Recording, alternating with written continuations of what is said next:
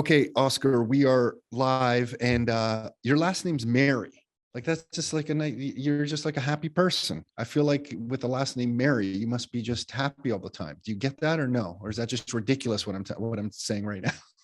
No, But that's not ridiculous. Oscar Mary seems like such a nice last name. Yeah, I like it. I'll take it. I try my best to be as happy as I can, as much of the time as I can. So yeah, I'll take it. Cool. And listen, I want to thank you for doing this. I'm just going to jump in because we were talking before we started recording. First of all, we discovered before we started recording that you're an Arsenal fan. And now I forced you to know that I'm a Toronto Maple Leafs fan. And we were at the game last night. And if my voice is a little off, it's because I was just screaming like a madman just because of the amazing comeback victory. So anyway, I apologize if I'm sounding a little bit off here, but can you just explain to us? I just want to jump right into it. Like, what are you up to with Fountain and the Fountain app? Like, what is going on here? Because I feel like there's like a new, I don't know if it's a layer of technology or some new technology being built on a network that people don't quite realize that to me is really going to change things a lot over the next few years. So can you talk to us about Fountain and the Fountain app? Yeah, very happy to. So Fountain fundamentally is a podcast app. So anyone listening to this podcast will be very familiar when they download Fountain. You know, you can do everything that you would expect a podcast app to do. You can search for podcasts, you can listen to podcasts, you can save your favorite shows and subscribe to them. You can import from Apple and Spotify. But the big difference with Fountain is that we've integrated the Bitcoin Lightning Network. So what that means is, as a listener, you can stream Bitcoin to your favorite shows as you're listening. And you can do this per minute, or you can send a boost, which is a one-off payment. So this is kind of revolutionary and is only enabled by the Bitcoin Lightning Network, because we can actually stream money per minute. And we can do this peer-to-peer without any permission or even any payment service. So this technology all works whether you're running a Lightning node in your own home or whether you're using a separate service. So that's the key differentiator for Fountain. And what it allows is listeners to actually support their favorite shows as they listen. So if you think about when you're listening to a podcast, you know, I'm a massive fan of podcasts. I've learned so much from the podcasts that I've listened to in my life. And I'm sure a lot of your audience will have too. When you hear something incredible on a podcast episode, if you want to show your appreciation to that host, what are your options? Well, you could go to their website and find their contact details and send them an email. Or you could maybe go and look at the YouTube version if they're on YouTube as well and leave them a comment there. Or maybe they have a Patreon and you could go to their Patreon, you could sign up for some kind of monthly subscription. But all of those methods are inherently filled with friction, because you have to stop what you're doing. You have to switch context from listening. What you can do in Fountain is straight from the player, you can just send a payment with a message that goes directly to the podcaster, thank them for their show, and then also, you know, financially reward them. It's all based on this value for value ethos that Adam Curry pioneered with his podcast. And yeah, that's what we're doing with Fountain. We're trying to enable that. We launched the app about 6 months ago, and we've been growing steadily since then. And yeah, that's the main thing we're doing with Fountain. I'll just say as well, another big part of the app is you can create and share clips as a listener. So again, something that your audience will be very familiar with. When podcasters release a new episode, they'll share a clip on social media to kind of give you a taste, give you a sample, let you know what the episode is going to be like. We've given that power to the listener. And this is really exciting because, number one, what you think is the best moment in the episode versus what I think is the best moment in the episode is not the same thing. And number two, if I can see the best highlights from people that I follow and respect, then there's actually a lot of signal in there about which content is the best to maybe go and sample or maybe go and listen to the full episode. Yeah, so there's a lot there, but the two key differentiators with Fountain are, number one, we've integrated the Bitcoin Lightning Network to allow seamless payments from the listener to the podcaster. And number two, you can create and share clips to surface the best insights from the shows you're listening to. the reason I'm blown away with what you're doing is because I feel like we're witnessing the evolution of a technology, and we're at that early stage where many people don't realize the impact this is going to have if you extrapolate forward even 2-3 years.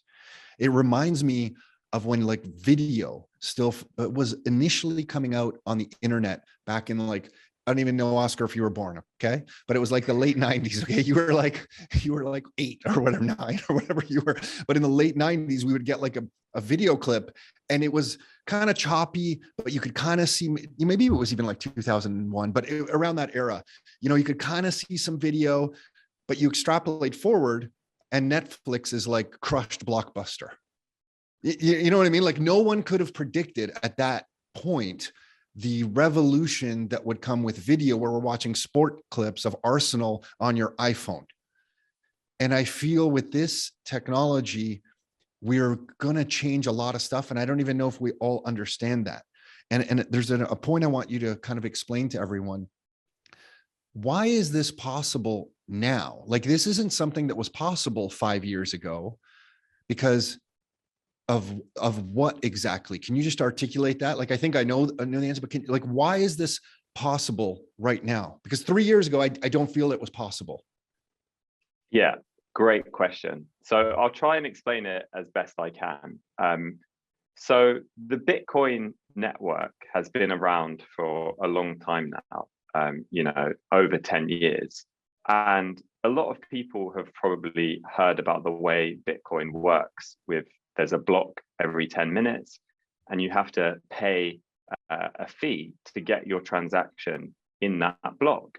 And then it will be confirmed over a number of blocks. And then, you know, your transaction is attested to globally. And, you know, that's the whole benefit of Bitcoin in terms of decentralized store of value and censorship resistant money. So people probably understand that. What wasn't possible 5 years ago was the instant nature of the Bitcoin transactions, because you had to wait for those confirmations. So the Lightning Network is a layer 2 on top of the base Bitcoin blockchain. And it uses some quite complex cryptography to basically set up what's known as payment channels. And you know, you don't need to understand any of this, but basically what it enables is instant transactions with Bitcoin. So I can send a payment to you over the internet at the speed of just an internet request. So it means I can send instant transactions with little to no fees. And I can send as little or as much as I like. And what this means is we finally have micropayments on the internet. This is the only technology out there that enables micropayments. So for our use case of podcast listening, you can actually stream, you know, 10 sats a minute, 100 sats a minute. There's 100 million sats or satoshis in one Bitcoin. So the equivalent of that in you know, would be, for anyone listening, in like US dollars or Canadian dollars, less than a cent. So the ability for me to send you less than a cent over the internet without permission and without fees, that was never possible before. And what it does is enable all of these cool new creative use cases like streaming money. And this is just the first one. There's going to be so much more. It's only going to take creativity. So yeah, that's what the Lightning Network has done for Bitcoin. And it's the combination of the Lightning Network and Bitcoin that enables instant, basically free, permissionless micropayments over the internet, which is something that's been missing on the internet since its inception. So now I can listen to anyone's podcast. I can say, hey, I kind of, you know, I like what they're doing. I will set it up in the Fountain app to stream I could do it by every minute or every few minutes, or by the show. How's the streaming? What are the intervals of streaming? Yeah, so right now we set the streaming intervals to 1 minute just for simplicity.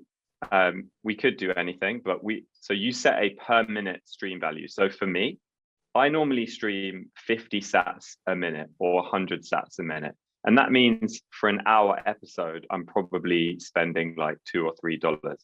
And for me, that is worth it, because this is the whole thing. Like, we think content is free, but actually content is incredibly valuable to us. Think about how much you spend on a cup of coffee and how much value you get from that cup of coffee. And then think about how much value you got from the best podcast episode you listened to in the last month. Okay. You should reward those creators and give them value back, because, you know, that's just like a cool thing to do. And it's actually not that much money. So yeah, you can stream and not only minute. sorry, just not is it only a cool thing to do. And I know anyone listening to this is on our podcast. I'm not requesting any of this on our, I'm not like trying to be self-serving here, but I mean, if there is a creator that is offering a lot of value, a lot of times they cannot monetize what they're doing. So they can't keep offering the value that you're enjoying. Like sometimes people are just very creative, very smart.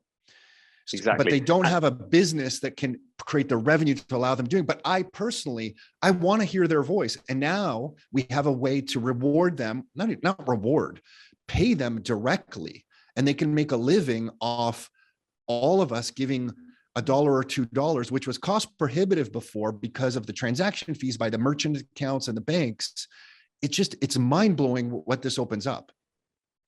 Exactly. And this is incredible for, you know, the long tail of creators, of podcasters, because fundamentally advertising doesn't work if you're just getting started. You don't have enough numbers for advertisers to even be interested. But you don't need that many people to support you if you're creating good content for a small audience. You just need to ask them, hey guys, just give me whatever you can. You don't have to pay me, but, you know, $1 here, or if you think it was worth more than $1, send me that too. And so, yeah, small creators can't do the advertising model, but also advertising, you know, and I'm sure you've come across this, but once you start adding advertising to your show, it just by sucks. default, it does become a business. Like, you need to do the ad sales management. You need to, you know, have a process around that. And, you know, some people don't want to do that. Some people just create podcasts for the fun and the joy of it. And why shouldn't they still have a way to you know, be rewarded by their audience? And, you know, Patreon, credit to them, have done a great job on this, giving that other option. But the problem is it's separated from the core experience that you're actually enjoying. You're listening to a podcast, you're listening to the audio in the app, then you have to go out and pay a monthly subscription for the podcast. That's not how podcasts work. We dip in and out. We get incredible value from some episodes based on the guest and, you know, our own personal interest. And then other episodes, you know, we might not even listen, or we might just dip in and out. So the Patreon model, whilst it is good for some things, it doesn't work for podcasting. The ability to, as you're hearing that incredible content, that those insights, that wisdom that's being sent to you through the podcast medium, you have the ability in Fountain at that moment to just pay them back. And the fact that you can pay them back with, you know, money, with the global money in terms of Bitcoin, but also send them a message as well saying, thank you so much for this episode. I think that's the coolest part. Yeah. Like that for the podcaster, that's even more valuable than the money in many ways. And actually what we do in Fountain is, on the episode pages, we will surface the boost ordered by the value that people have sent through. And for podcasters, this is so cool, because they can go in and see, okay, the top boost was, you know, 50,000 sats or 100,000 sats. That's like, you know, $40. And here's an amazing message from a fan that maybe I didn't actually have a connection with before, but now I can read that boost and actually reply to them as well, which is something we offer. So, Oscar, I have more questions for you, but just on an operational kind of level of this, how would someone listening to this, because some people are very savvy, they're going to kind of figure this out themselves, but how would someone listening to this that said, hey, you know, I kind of want to play around with this. You walk us through the steps, but please also include how they would get some sats into the app. Can you just walk us through that process? Got it. Yeah. So first thing is just download Fountain on iOS or Android. We're live on both. And you should find the experience very familiar. You know, we're a podcast app. The design is all there.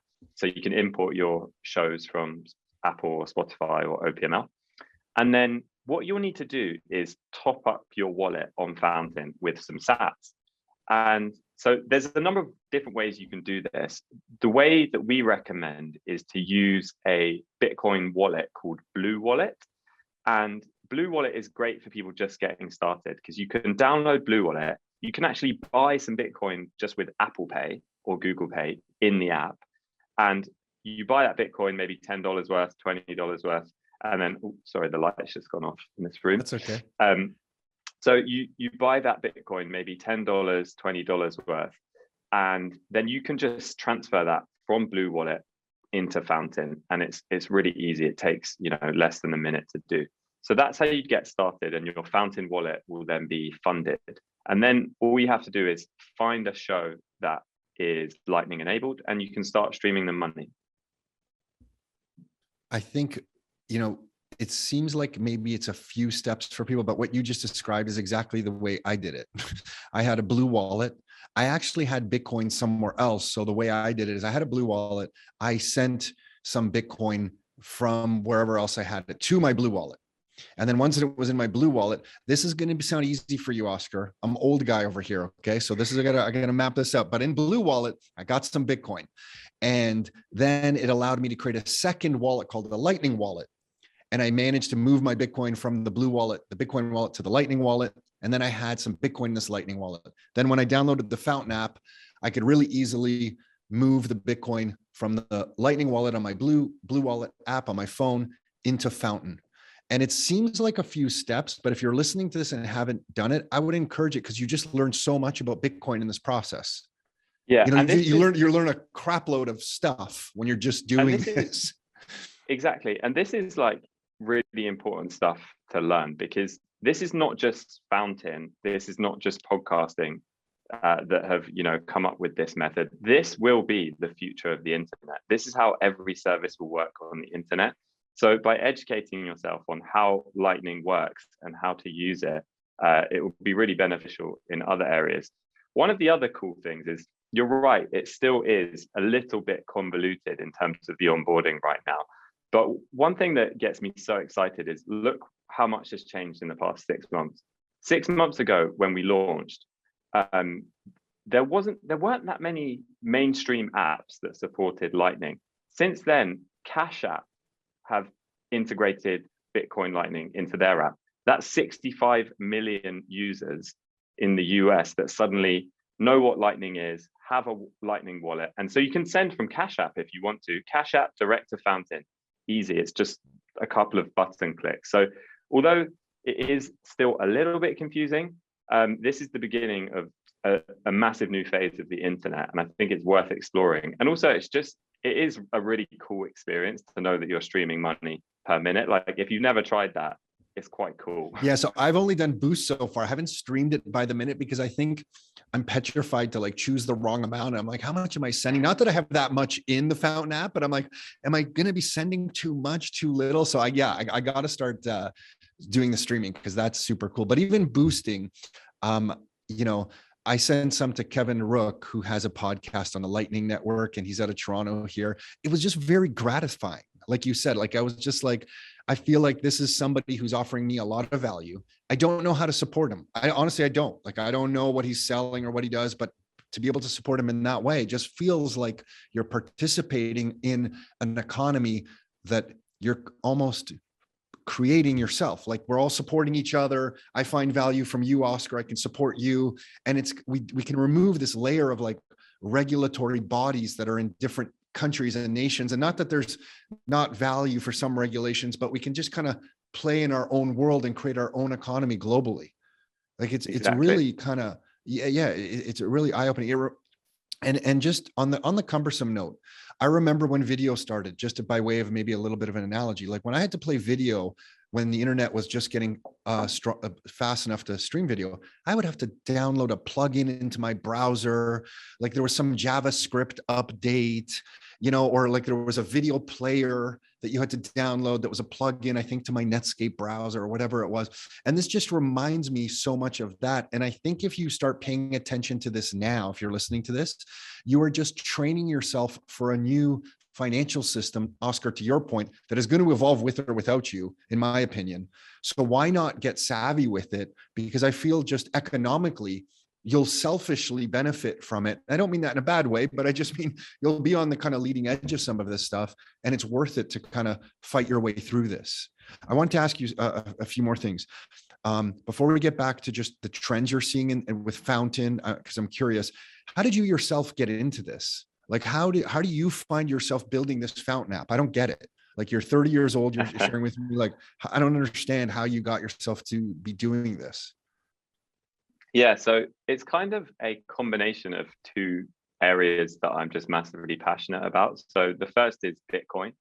I've been a massive believer in Bitcoin for a long time. I got quite lucky and introduced to it relatively early. And especially over the past like 5 years, I've been just a huge believer in Bitcoin as a global monetary system, and as a store of value, and just a philosophy. So I've had that as a very strong belief. I never thought I would work in Bitcoin or with the technology. You know, I thought I'm not a protocol developer or a cryptographer. I'm not going to be doing that. But I was a big believer in it. But then separate to that, I've just been a massive believer in the power of audio. You know, I'm just a huge fan of the podcast medium, of spoken word audio as a way to transfer and impart insight, knowledge, and wisdom. I think it's such a great medium because you have the tonality and the emotion of the speaker, but it's also asynchronous, and you can kind of do it when you want.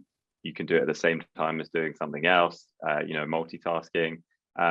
And I was very passionate about audio, and I had a previous business actually working in the voice space, kind of related, and I wanted to do something in podcasting. And so at the beginning of 2020, with a friend of mine, Nick, we just started experimenting with a few ideas. And what led to Fountain was actually before we integrated Bitcoin and the Lightning Network, we wanted to essentially make it easier to surface the best moments from podcasts, because a problem that I had, and I'm sure a lot of your audience will have experienced this, is you open up your podcast app and you've got about 15 hours of new content and you don't know what to listen to. And even if you know what to listen to first, you know that 80% of that content you're never going to hear. But there's probably, incredible insight and wisdom that's locked there. So we wanted to solve that problem and make it easier for those insights to be discovered, to be shared, and to be curated as well. So that's what we set out to do with the clipping feature on Fountain. So just to go into it in a bit more detail, on Fountain, when you're listening to an episode, you can create a clip, but you can do this rather than messing around with the audio wave. You can do it from the transcript. So you can actually select the text of the transcript, select the bits you want, and then we'll turn that into an audio clip. So it basically makes the clipping journey much easier. And then those clips will live on your profile in Fountain. You can create playlists. So I have a playlist on Bitcoin, which is a bunch of different clips from all kinds of episodes. Like, I've listened to hundreds of hours of Bitcoin podcasts. If you go and speak to someone that's never heard about it before, they're not going to go back and listen to them all because it's too much. They don't have the time. So instead, why not come and find my playlist? There's about 30 clips on there. Each one's about a minute long. And it's a way, again, just to curate and surface the best moments from podcasts. So that's what we set out to do with Fountain. And we built the prototype app with the clipping UI, which we think is like quite a big step forward in the user experience. We built the social features. And then as we were just testing that in beta, we came across what Adam Curry and Dave Jones were doing with Podcasting 2.0. So they are an organization that whose objective is to preserve the open nature of podcasting. And as part of the standards that they're developing, they introduced the value block, which is basically how any podcast company or any podcaster can actually integrate Bitcoin and Lightning. So when I saw that, I was like, oh my God, this is two areas that I'm massively passionate about, and let's bring them together. And so we doubled down on that as soon as we saw it, and we made it a big part of what Fountain does. And then we said, okay, listeners are loving this. For the listeners that have a podcast that they can support, but how does a podcaster get started? So that's when we decided to build the podcaster wallet feature. And this allows any podcaster to join the Lightning Network, start receiving those sats, and also read the boosts and interact with their audience. So yeah, long-winded explanation of how it all happened. No, it's great. I love to hear that. And then I'm just curious, that one feature that I need to, because I knew you did this, but I hadn't played around with it on the Fountain app yet. The clipping feature that you're saying, I can highlight the written transcript, and that'll turn it into, I don't understand. You're identifying what part of the podcast that is and taking the audio clip, or you're making some other audio from that. You're not having somebody. So the way it works is, first of all, we transcribe every episode. And if you want to create a clip, rather than messing around with an audio wave, setting the start time, setting the end time, dragging some kind of slider across the audio wave, which I'm sure you've seen before, it's pretty difficult to do, especially on mobile.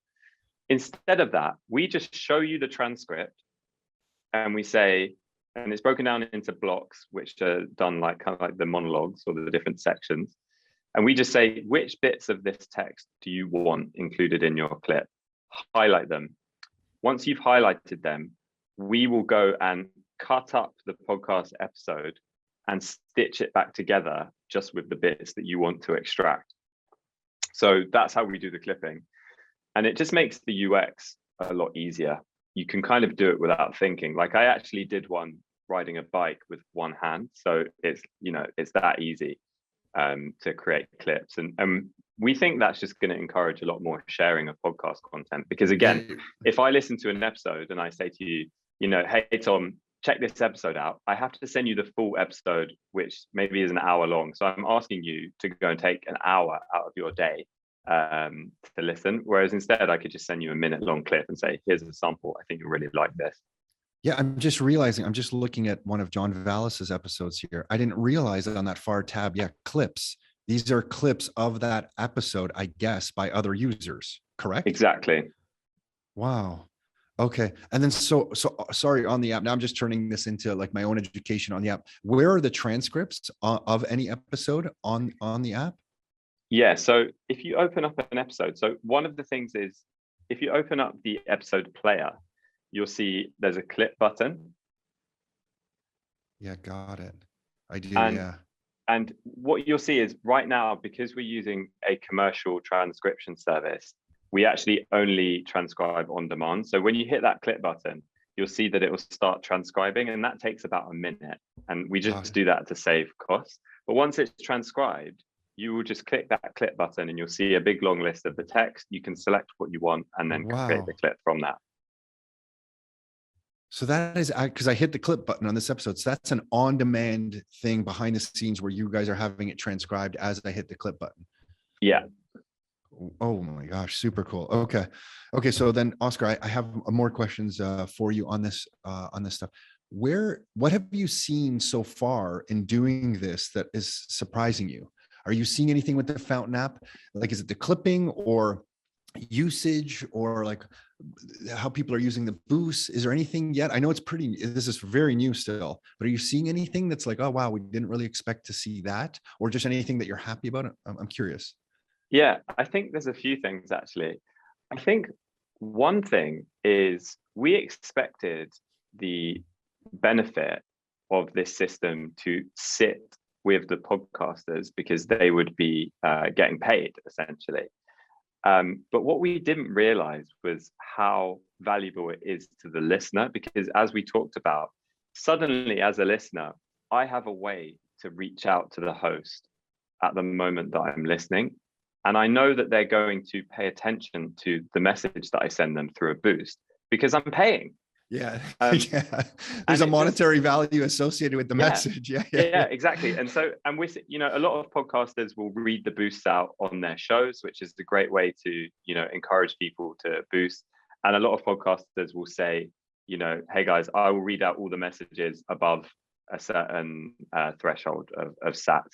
And I think, the value that you get as a listener, suddenly that you can connect with the podcaster in this way, that's something that surprised us. And I think the clipping as well, even though we, designed the clipping system to try and solve that problem. One of the things that we didn't expect was the feeling you get when you listen to someone else's clip. It's like you have a window into their podcast listening experience, Totally. which right now is a very private thing. Like, I don't know what you're listening to. I don't know what shows you're listening to or what people are talking about. And sometimes you'll hear a clip and it will be from a podcast that is nothing that you're interested in, or you would never listen to that show, but it's just like, maybe it's really funny, or maybe it opens your eyes to something that you had no idea about. So that's also been nicely surprising, in that the thing that we were looking for with the clipping is actually happening, where you get that kind of moment of fresh content that you wouldn't have otherwise, because you would have never taken the time to go and listen to a full episode from that show. Yeah, so cool. So what else do you see then from your vantage point? You have a lot of insights. You've been following Bitcoin for a while, quite a while. You're developing this app. You must see the evolution of this, or have some ideas where this evolves into beyond podcasting. Can you talk about that a little bit? Like, where are we? Where from your vantage point? Where are we headed?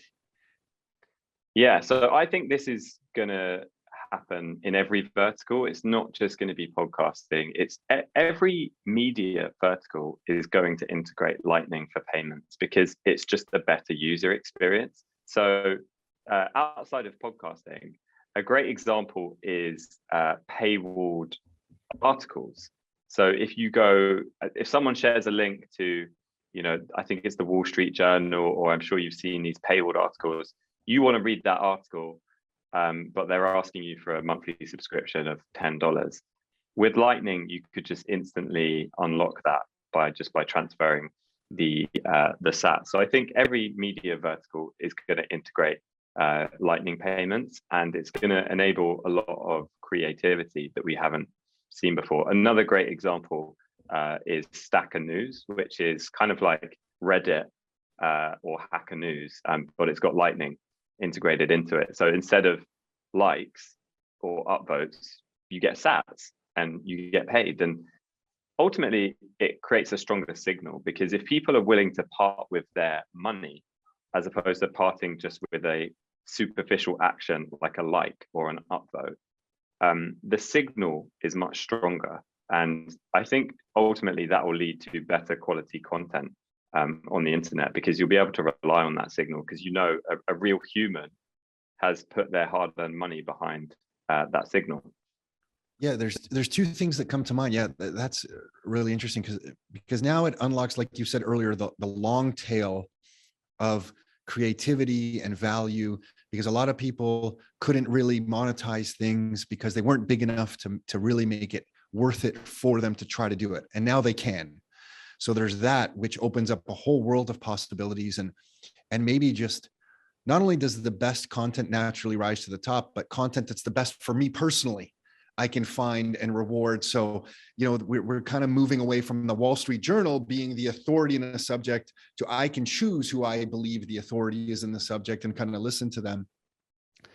But it also opens up something else, because now I can pay semi-anonymously. And I'm only saying semi because before I would have to get my credit card out, sign up and, make an account.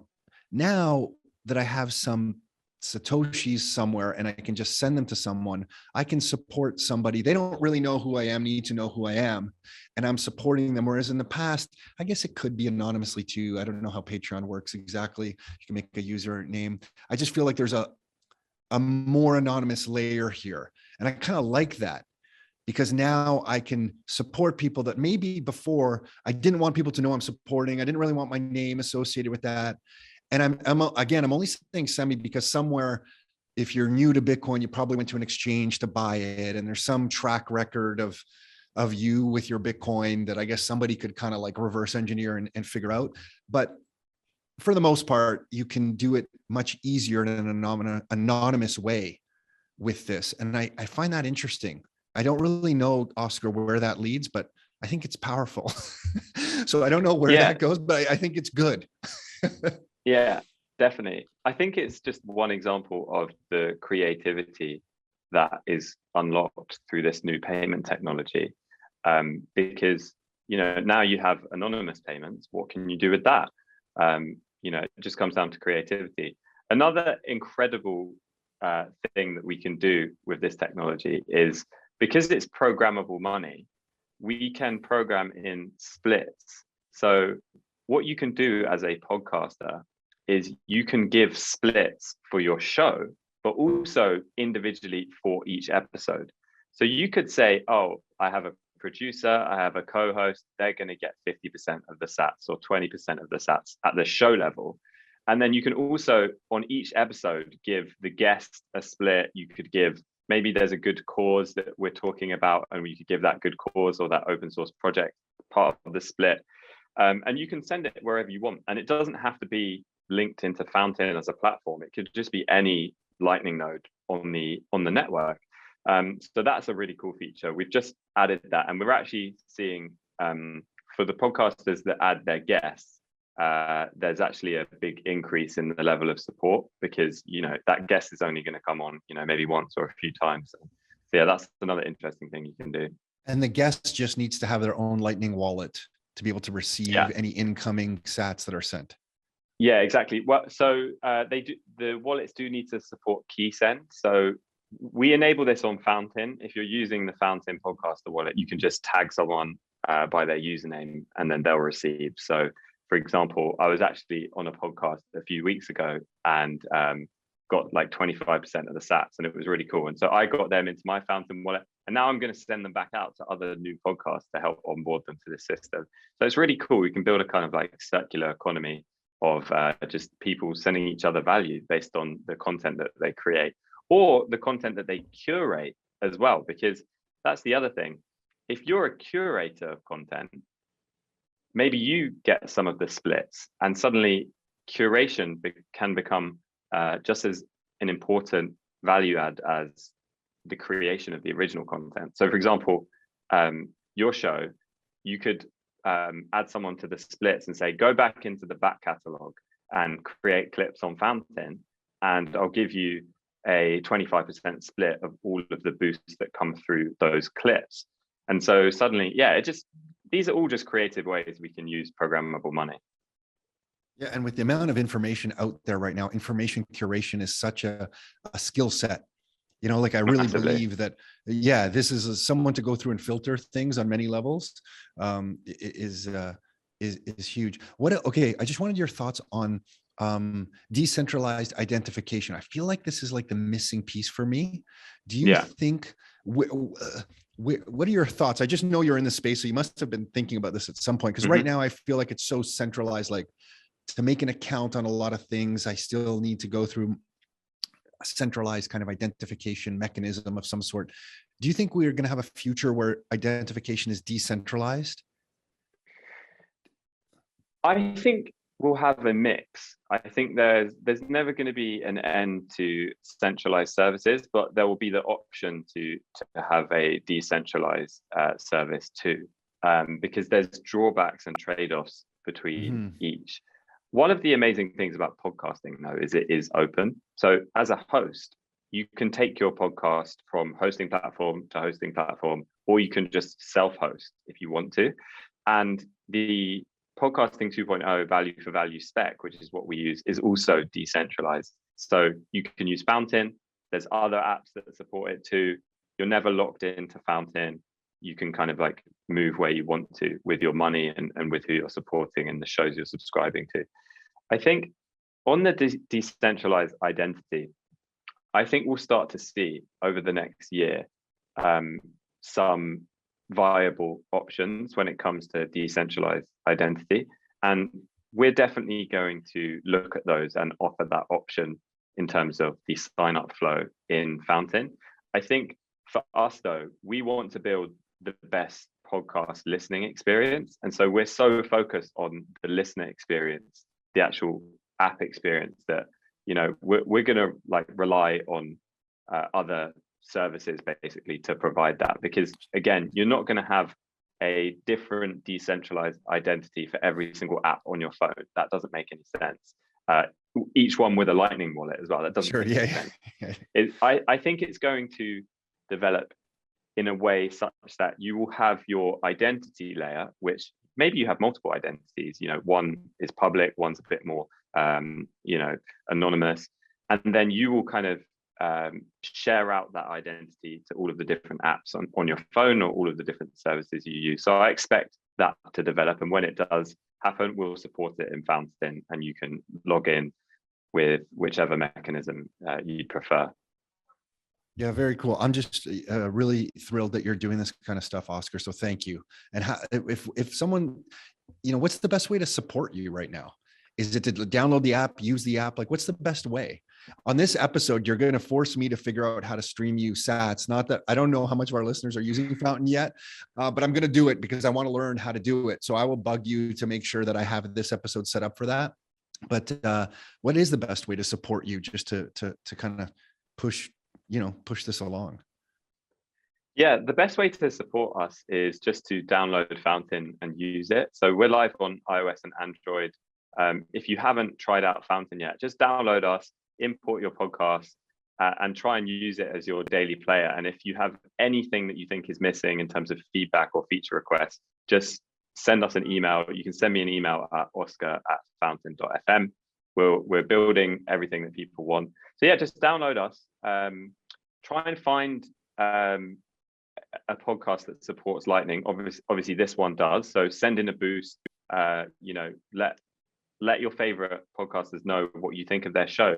And also, if your favorite shows aren't on Lightning, ask them to support it.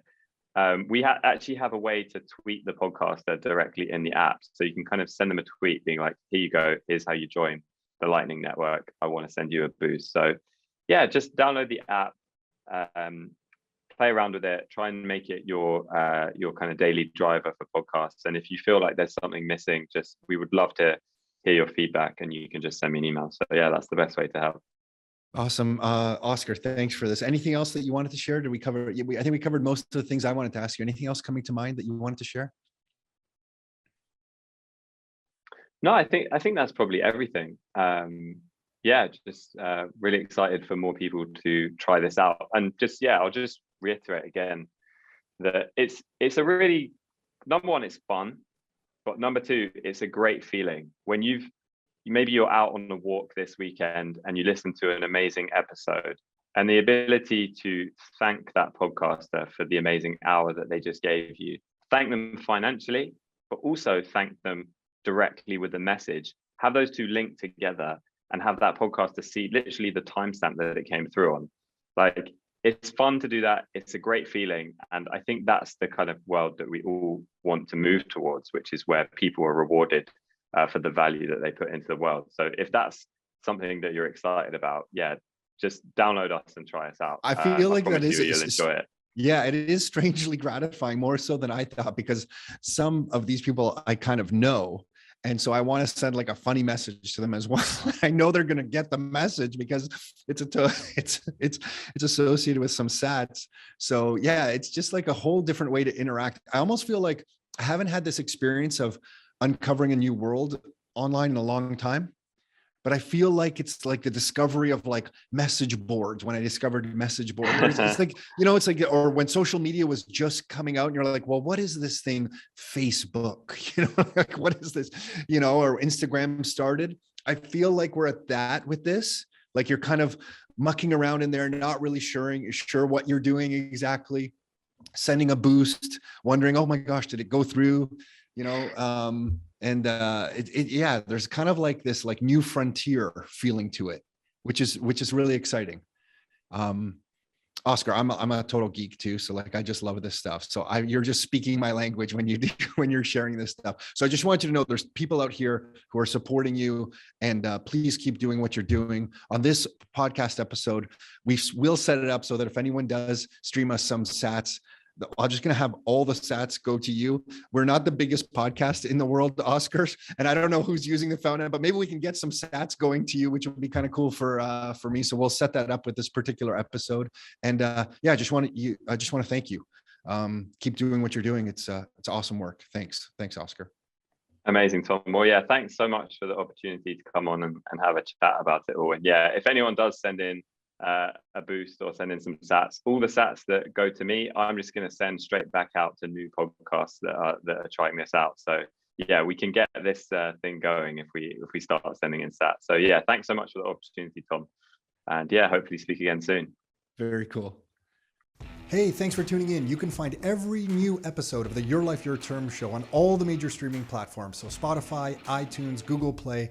And if you'd like to get free copies of some of the books that we've put together, like these right here, or some of the reports that we've put together, like these right here, you can find all of those at www.rockstarinnercircle.com. That's www.rockstarinnercircle.com. That's it for now. Until next time, your life, your terms.